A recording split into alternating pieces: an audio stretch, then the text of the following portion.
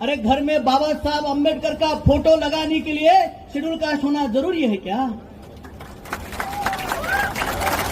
ये जो नारा है जय भीम, ये नारा सिर्फ शेड्यूल कास्ट का नहीं है, ये बौद्धों का नहीं है, ये नारा सिर्फ कुछ जाति के लोगों का नहीं है, तो ये नारा ये स्वाभिमान का नारा है।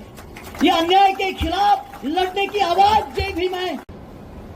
हम यहां पे बैठे लगभग लोग पढ़े लिखे हैं, लगभग सारे लोग पढ़े लिखे, ग्रेजुएट है, बहुत से इंजीनियर होंगे। मैं कुछ सवाल पूछता हूं और वो बाबा साहब के नजरिए से पूछता हूं, उनके विचारों से पूछता हूं। वो ये है कि हम पढ़ते क्यों है? What is the meaning of our education? What is the aim of our education? और हम बच्चों को भी क्या पढ़ाते हैं? और हमारे कई सारे बच्चे हैं, छोटे हैं, आप स्कूल में है, कॉलेज में, आप भी ध्यान से सुनिए। What is the aim of our education? Bread and butter, रोटी कपड़ा मकान?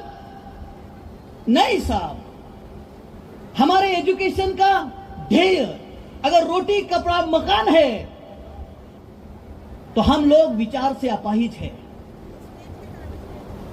हमें शिक्षा का अर्थ ही नहीं समझा है। हम बच्चों को पढ़ाते हैं कि पढ़ पढ़ पढ़, तुझे नौकरी मिलनी चाहिए। अच्छी बात है, वेरी गुड।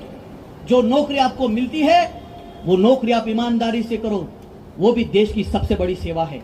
आप रेल चलाते हो, मुझे बड़ा अभिमान लग रहा है कि आज मैं ऐसे लोगों के बीच में हूं जो असल में देश की लाइफ लाइन है, जो देश को चलाते नहीं, देश को दौड़ाते हैं, देश को भगाते हैं, देश की स्पीड बढ़ाते हैं। ये भी काम अगर आप कर रहे हो, कर ही रहे हो, ये भी सेवा है।